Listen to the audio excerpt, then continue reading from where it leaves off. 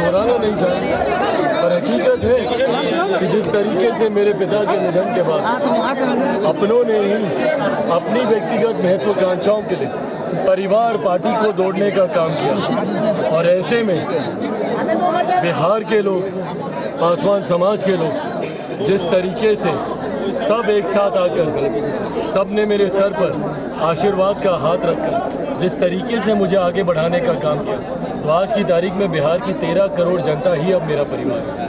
Sir, आपने कहा कि जब पिताजी का निधन हुआ तो आपकी माँ और नानी को परिवार से निकाल दिया गया। उस स्थिति में जिस लोगों ने निकाला था उन्हीं पार्टी के साथ आप फिर हैं। भाई ये बहुत ब्लैक एंड वाइट तरीके से आप बोल रहे हैं कि जिन लोगों ने निकाला, किन की वजह से निकाला गया था।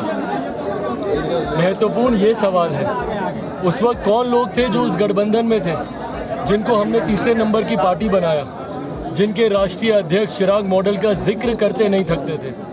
उन लोगों के द्वारा क्या षड्यंत्र रचे गए, किस तरीके से केंद्र को ब्लैकमेल किया गया कि अगर आप चिराग को नहीं निकालेंगे, चिराग का घर नहीं खाली करेंगे।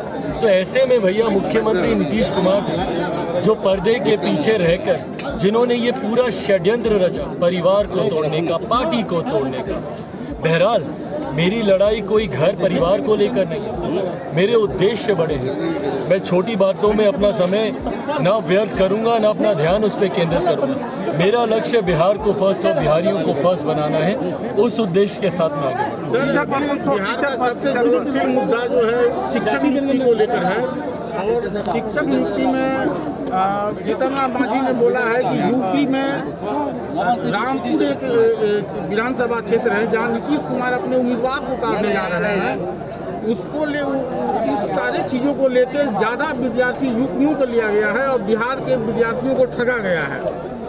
देखिए भाई, जिस तरीके से धांधली इस नियुक्ति में हो रही है, this is like an open secret. हर किसी को पता है कि कैसे बैकडोर एंट्री की जा रही है, कैसे बैकडोर चैनल किया जा रहा है। मेरे मुख्यमंत्री की बड़ी महत्वाकांक्षाएं हैं, प्रधानमंत्री बनने के वो सपने देख रहे हैं। ऐसे में डोमिसाइल नीति को हटाने का फैसला यकीनन उसी उद्देश्य के साथ किया गया है, ताकि वो देश भर में दिखाएं कि देखिए बिहार में हमने इतने लाखों लोगों को देश भर के रोज़गार दिया।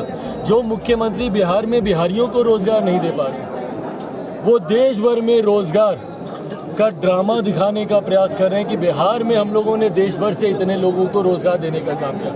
यकीनन मेरे मुख्यमंत्री की महत्वाकांक्षाएं संभवतः आगामी चुनाव को भी लेकर हैं। अब वो चुनाव खुद लड़ते हैं नहीं लड़ते मुझे नहीं पता, क्योंकि मेरी पीढ़ी को कम से कम ये याद नहीं है कि आखिरी बार मेरे मुख्यमंत्री ने कब चुनाव लड़ा।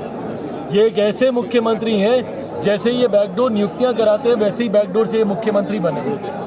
MLC के माध्यम से ये बार बार आते हैं और अपने आप को मुख्यमंत्री बनाते हैं, जो मुख्यमंत्री जनता के बीच ना जाते हैं। आखिरी बार कब इन्होंने लोकसभा का चुनाव लड़ा था, कब इन्होंने विधानसभा का चुनाव लड़ा था, कम से कम 2 दशक में तो किसी को याद नहीं। और आखिरी बार जो लड़े भी थे 2 जगह से लड़े थे, 1 जगह से हार गए थे। इस बात का डर भी इनको ज़रूर होगा। तो जो मुख्यमंत्री खुद कभी चुनाव ना लड़ते, ऐसे में वो जनता के दर्द को क्या समझेंगे। बट हाँ, आने वाले दिनों में अगर, क्योंकि ये चर्चाओं में चल रहा है कि शायद उत्तर प्रदेश से वो चुनाव लड़ सकते हैं, संभवतः लड़ सकते हैं, क्योंकि बिहार से तो वो नहीं लड़ पाएंगे।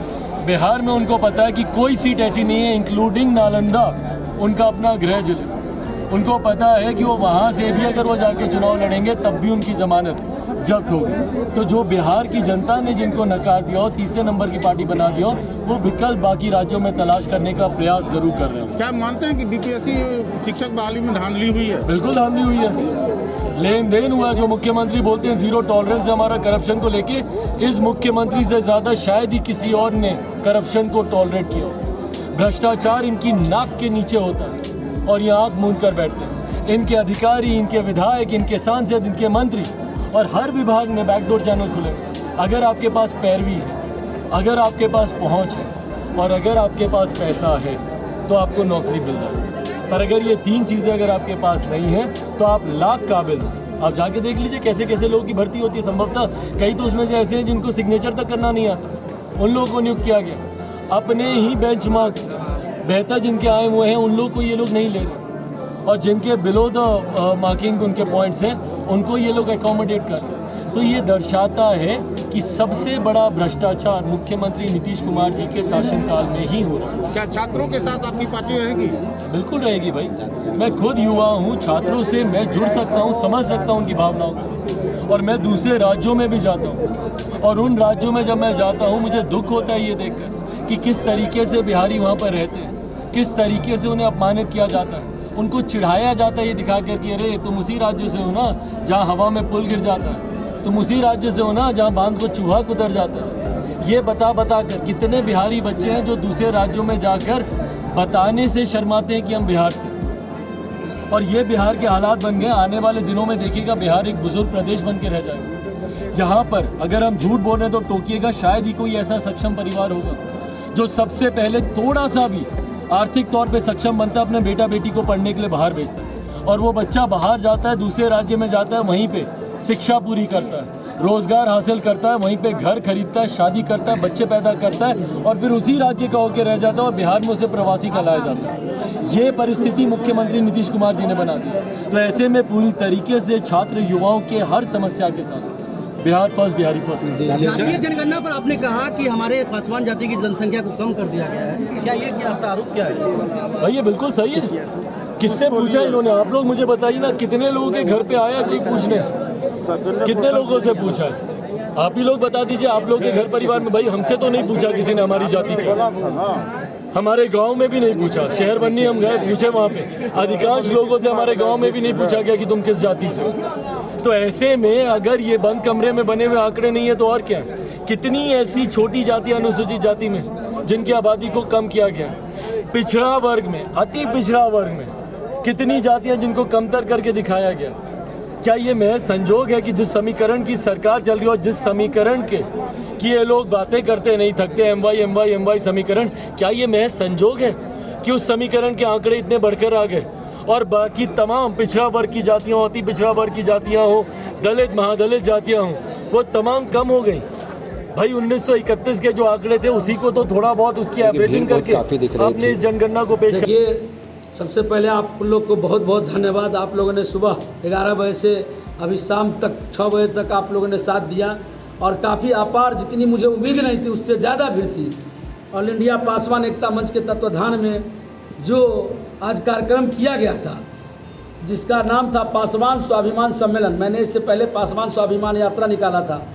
आज दरभंगा जिला के तमाम पासवानों ने मुझे यह ताकत दी है कि मैं पासवान का नेतृत्व अब कर सकता हूं, और एक बार मेरे आह्वान पर सभी पासवान समुदाय के लोग सभी प्रखंड से, गांव घर से, टेम्पू रिक्शा और बस से भर भर कर आए थे। मुझे यह बहुत खुशी हुई और हमारा कार्यक्रम बहुत सफल कार्यक्रम रहा। वहाँ पटना से, बेगूसराय से, खगड़िया से, मुजफ्फरपुर से भी, पटना से अमर आज़ाद जी, चंदन पासवान जी, खगड़िया से शील कमल पासवान जी, बहुत सारे वक्ता जो हैं आए हुए थे।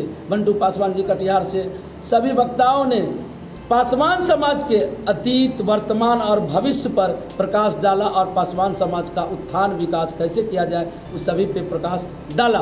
हमारे साथ कंधे में कंधा मिलाकर विश्वनाथ पासवान जी और भोला पासवान जी ऑल इंडिया पासवान एकता मंच के जिला अध्यक्ष हैं, प्रदेश उपाध्यक्ष जी नागेश्वर पासवान जी, IT सेल के जिला अध्यक्ष विकास पासवान जी, मुरारी पासवान जी कुशेश्वर स्थान के हैं, प्रखंड अध्यक्ष रामदयाल पासवान जी, लाल मोहर जी कुशेश्वर स्थान से हैं, बिरौल से बिजली पासवान मुखिया जी, सभी लोगों ने काफ़ी योगदान दिया। लाल पासवान जी कतका पंचायत के पूर्व मुखिया हैं, जो हमारे जिला प्रवक्ता भी है, अशोक पासवान जी जिला सचिव है, ललन पासवान जी प्रधान महासचिव हैं, धर्मेंद्र पासवान मुखिया जी नरपत नगर मधुबनी जिला अध्यक्ष, युवा प्रदेश अध्यक्ष आलोक देवराज जी ने, सभी लोगों का काफ़ी सहयोग योगदान रहा, और सभी क्रांतिकारी साथियों को मैं हार्दिक अभिनंदन, स्वागत मिथिला के धरती पे किया हूँ। इसके लिए मैं धन्य हो गया, और मैं यह पहला कार्यक्रम अपने जीवन का, कार्यक्रम तो बहुत कार्यक्रम में शामिल हुए बिहार में, लेकिन आज अपना कार्यक्रम पहला करके देखा था कि हमारे बुलाने पर हम जिस समाज के लिए काम करते हैं, जिस समाज से हम भी उपेक्षा रखते हैं, वो समाज हमसे उपेक्षा रखता है कि नहीं, इसी के लिए हम इस कार्यक्रम का आगे भविष्य में क्या असर दिखेगा? इस कार्यक्रम का भविष्य में असर यही दिखेगा कि इस कार्यक्रम के तहत, ऑल इंडिया पासवान एकता मंच के तहत समाज के जो शोषित पीड़ित वंचित लोग हैं उनकी आवाज़ को उठाया जाएगा, संगठन को मजबूती प्रदान की जाएगी। और बिहार के 38 जिला में संगठन चल रही है, तमाम 6 राज्यों में भी चल रही है, दरभंगा में भी इस संगठन के माध्यम से मजबूती प्रदान मिलेगी। और जो कोई भी दिक्कत परेशानी हो किया जाएगा हमारे समाज के साथ, उसका यह सामाजिक कार्य करेगी यह संगठन। क्या इसमें है जाए कि पासवान गोलबंद होने के लिए आप अग्रसर हैं? पासवान गोलबंद होने की वजह यह है कि जो अभी वर्तमान सरकार है, वो वर्तमान सरकार ने अभी बिहार सरकार जो वर्तमान सरकार है उसके द्वारा जातीय जनगणना जो है उसको कम आंकड़ों में दिखाया गया है, जबकि जातीय जनगणना जो है अभी हमारी आबादी 8% है और 1.25 करोड़ की जनसंख्या है। इसी आंकड़ा को कम दिखाया गया है, इसीलिए हम लोग गोलबंद हो रहे हैं। क्योंकि हमारे जो अभी वर्तमान सरकार है बिहार में वो दलित विरोधी सरकार है, वो पासवान विरोधी सरकार है। इसीलिए हम लोग उस दलित विरोधी पासवान विरोधी सरकार को आईना दिखाने का काम कर रहे हैं, एकजुटता का चट्टानी परिचय देने का काम कर रहे हैं। अपना परिचय?